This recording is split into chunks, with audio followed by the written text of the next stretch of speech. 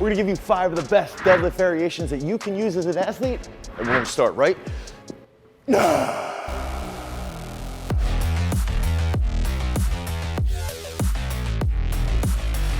So in the past, I've been known to really hate on deadlifts. I tend to talk trash on the powerlifters just as much as I talk trash on carnivore zealots. So one of the things that I think about when I'm talking trash on deadlift is that it doesn't transfer that well to sports. I think there's a lot of other movements like a clean, like a full clean, a power clean, power snatch, a full snatch, back squat, pause front squat, box squats, safety bar squats, single leg squats. All these movements I think transfer a lot better to sports performance. Now, one of the things that I had figured out when I deadlifted 705 pounds is that it still does have some transfer, and there's a lot of really great deadlift accessories that transfer well and that support those other athletic movements like a snatch or like a clean. So that's what we're gonna go right here. So we're gonna give you 5 movements that you can use that will indeed transfer over to athletics. So that first exercise that I love to use basically in every single program, okay? Almost every single program that I write for athletes, powerlifters, weightlifters, everybody, we're going to use a single leg RDL. And so what I want to see is this leg that is not supported. Don't put that down. The reason why I love this movement is it helps the coach figure out where someone might have imbalances. It helps the athlete learn how to improve their overall stability. And it also leads to just really lighting up the hips, the hamstrings, the glutes, and even a little bit of the calves as they come forward into hip extension. You could do this for 4 sets of 7 on each leg and then 1 drop set of 17 on each leg, and your hamstrings are probably gonna be sore, a little bit of that lower back, and your stability is going to improve drastically. This is something that athletes can use if they struggle with cutting, they struggle with speed. It's gonna really help them run a little bit quicker and be a little bit more agile. Okay, remember, when we're thinking about deadlifts, I like to look at them more so through the light of the accessories, okay? So inside of our app Peak Strength, the way we lay out our programming is gonna be, we start with technical coordination. So that's where those high transfer exercises come into play. That's where a snatch or a clean, right? Those are gonna be the main movements. And we like to bridge those with something that's gonna be more plyometric based, that's gonna happen on athlete day. So when I'm looking at deadlifts, I wanna think about it as supporting accessory exercises that will help improve our absolute strength and that will help improve our other movements that transfer really well to the athletic realm. That's where this next exercise comes into play. Think about it through that lens. I love RDLs. That's why I just did the single leg RDLs. Now I'm gonna go snatch grip RDLs. If I do a snatch grip RDL, this is gonna help really light up my lower back. It's gonna help me with hip extension. That's gonna help me with jumping. It's gonna help me with sprinting. It's gonna help me with cutting. It's gonna help with my dynamic trunk control, okay? And on top of that, because I'm going with a snatch grip, I'm gonna have a longer range of motion, all right? So that's another big factor. And if you don't really like RDLs, okay, you can do a little bit more of a stiff-legged deadlift. I'll demonstrate both here. But the big factor is that we wanna see these carry over and support other big-time movements. So if we see someone has a pulling weakness, we know we can use these exercises. If we see somebody has a little bit less strength in their squats, well then we need to focus more on their squats and less on their pulls. Typically someone who's going to be a long-limbed athlete would fall into that lens. So we're gonna set that snatch grip, okay? I wanna pick that up, try and set that back here, have some flexion in my knee, flexion in my hip, come back up. Sets of 5 to 9, somewhere in there, okay? Now, if I have really weak hamstrings, I can go a little bit less with the knee flexion. Oh, wow. I went for a run this morning, my hamstrings are really tight. And I can go more of a stiff leg.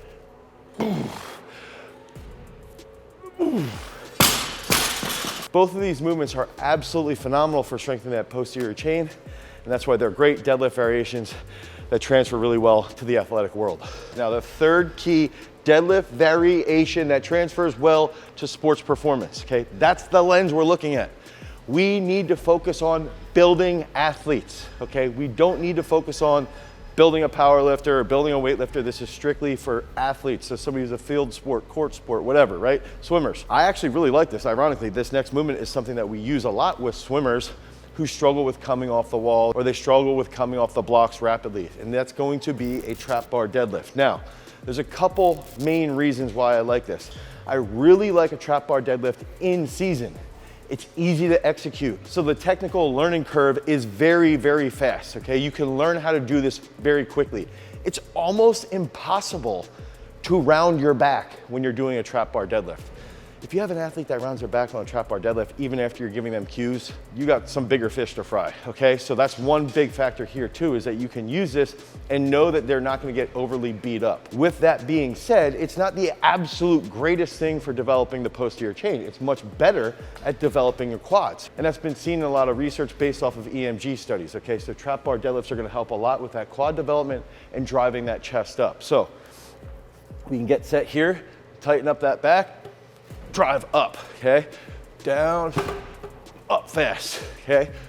Down, up fast. And this is a movement that we might even use where we do a trap bar deadlift. We rest for about a minute to a minute and a half, and then we might do this with a lighter load. So we might get up to, let's say, 120 kilos, take off 70 kilos and get down to 70, and you're here, now you're doing a trap bar jump.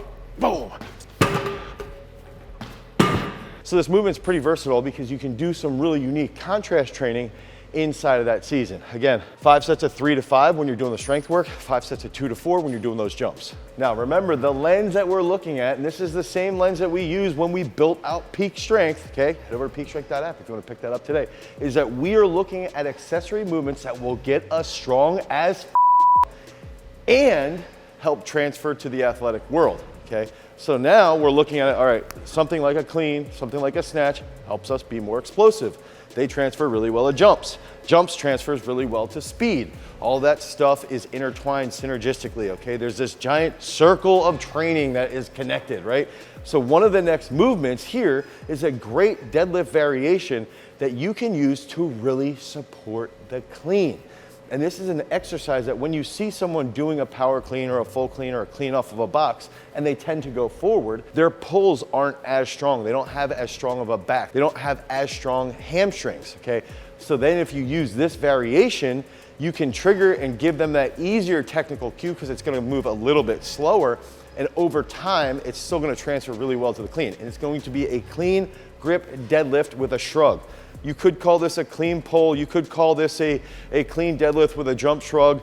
But I like to go here, get set. We want to cue our athlete to act like they're actually doing a clean. Pretend I've got 170 kilos on here and I can only clean 150. So we're going to load it. We're going to go heavier than we would actually be doing with a typical clean. So if we have high school kids, we might do this at 120K if their best clean is only 100K. Okay, so we're going to get set here. Pull nice and tight, come up, and then a big shrug. Nice and controlled on the way down. Boom. So when we get past the knee, we want to really think about bringing those hips through just like we're doing a vertical jump. We go here, boom, okay? Down under control. If they lower with a good eccentric, they should be able to strengthen their back, load up those hamstrings really well. I also recommend using straps. If they're using straps, they can really, really overload it as long as they think drive that chest up off the floor and engage the quads, hamstrings, and back all together, and that's where it's going to transfer really well to the sports world. And when we're doing these reps and sets, it really depends on the time of year. That's one of the things with Peak Strength when we're periodizing it. If we're in exposure or comprehension phases, we might do 5 sets of 4. If we're getting closer to a peak, let's say we're getting in the summit phase, we might do 6 doubles. And then we're gonna go a little bit heavier. And based off that time of year, that's gonna determine what those reps and sets are gonna be. All right, that fifth and absolutely absurdly challenging exercise. This is a movement that Charles Poliquin loved when it led to gaining as much muscle mass that would transfer over to the sports world, okay? So if we can think through that lens, remember, everything is going to be transferring into how can we make athletes better? So if we can go through a very long range of motion that can be loaded pretty well, and that also can carry to those lifts that transfer really well to various sports, to a large amount of sports, that's where this number 5 movement comes into play. And that's going to be a snatch grip deadlift on a podium, okay? So about 2 to 4 inches, okay? You can play around with whatever height you want. I recommend start at 2 inches and then you can build up to 4, but start down around 2 inches. Okay, that's gonna increase that range of motion. Then when you go with the snatch grip, it's gonna make it even deeper. It's gonna light up your lower back. It's gonna light up your quads. It's gonna light up your hamstrings at the top when you're doing the eccentric movements. Okay, so we're gonna get set here. We wanna have that big chest, big chest. Okay, down 1, 2, 3, And notice when I pull up, I want to think chest up, chest up, chest up. Back down. And I want to feel my feet almost rotating out.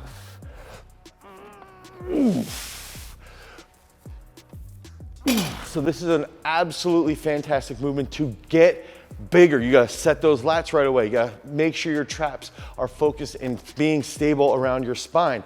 Make sure your lower back is set and drive as hard as you can through that flat foot as you raise that chest.